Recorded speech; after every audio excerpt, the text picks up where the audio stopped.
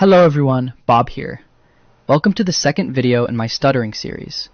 In the last video, we explored why some people stutter and how the brain functions during stuttering. Now we're getting to one of my favorite parts, when you communicate with people who are stuttering, how you can help. Most of these things are really simple, but they make a huge difference. First, and this is super important, when someone who stutters is talking to you, give them all the time they need to finish what they're saying. Don't rush them or try to hurry them along. Just wait, listen, and show that you're interested in what they have to say. Your patience is like giving them a gift. Next, make eye contact and show that you're paying attention. Look at the person who's talking to you. Nod your head, smile, and show that you care about their words.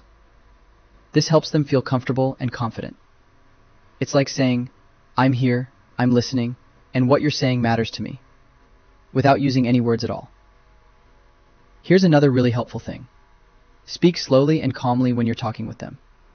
When we talk fast, it can make other people feel like they need to talk fast too, which can make stuttering more likely to happen. But when we speak slowly and calmly, it creates a relaxed atmosphere where everyone can communicate more easily. Try to create a calm, relaxed environment wherever you are. This means turning off distractions like the TV or radio when you're having conversations sitting down together, and making talking time feel special and unhurried. And here's probably the most important tip of all. Focus on what the person is saying, not how they're saying it. Listen to their ideas, their stories, their questions, and their feelings. Respond to the meaning of their words, not to the way the words came out.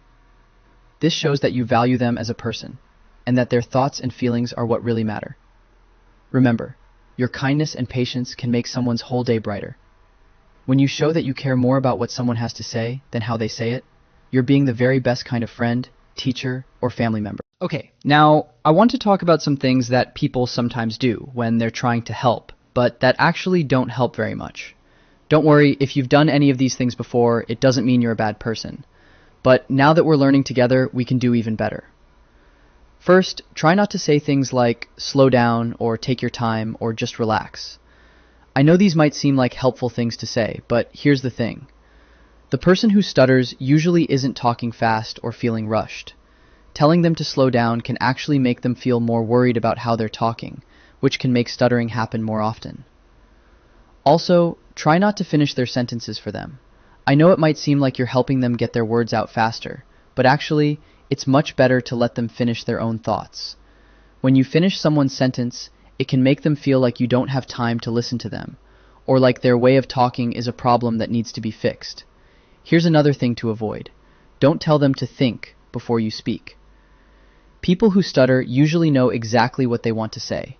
The challenge isn't with thinking of the words, it's with getting the words to come out smoothly. So this advice doesn't really help, and it might make them feel like you think they're not being careful enough.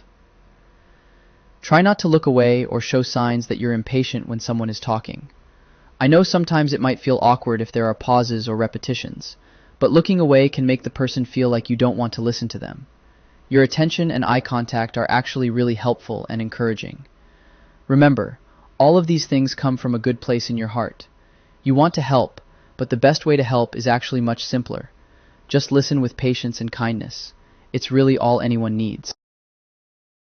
Alright, that's all for this video. In the next one, I'll be sharing with parents some key signs that indicate when it's time to seek professional therapy for your child. See you in the next one.